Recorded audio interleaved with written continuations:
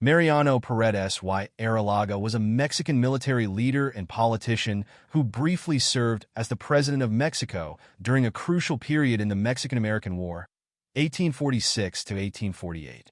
While his direct involvement in the war was limited, his presidency and political decisions had significant implications for Mexico's military and diplomatic responses during the early stages of the conflict.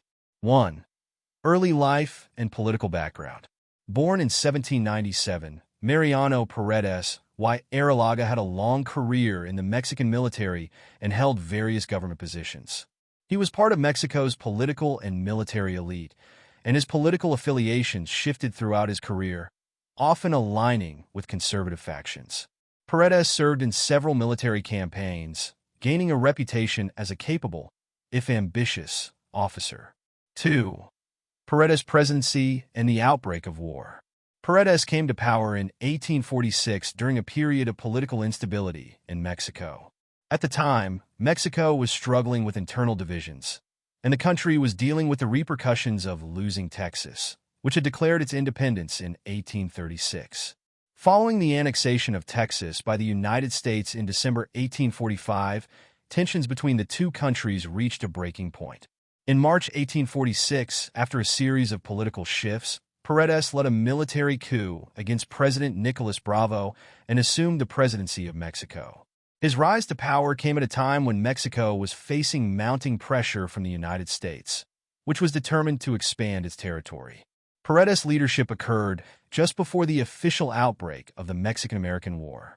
His government was tasked with managing Mexico's defense against U.S. incursions, especially after the skirmish at the Rio Grande, which gave President James K.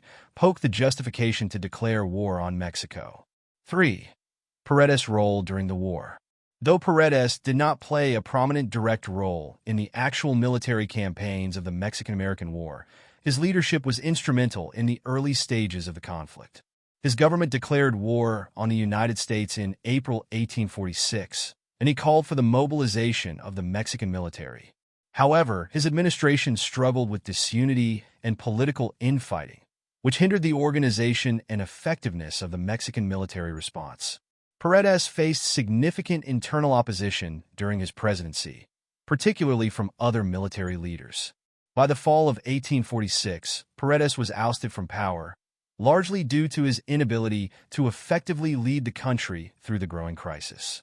His government was overthrown by a faction led by Antonio López de Santa Anna, who would return to power and lead Mexico for much of the rest of the war. 4. Aftermath and legacy.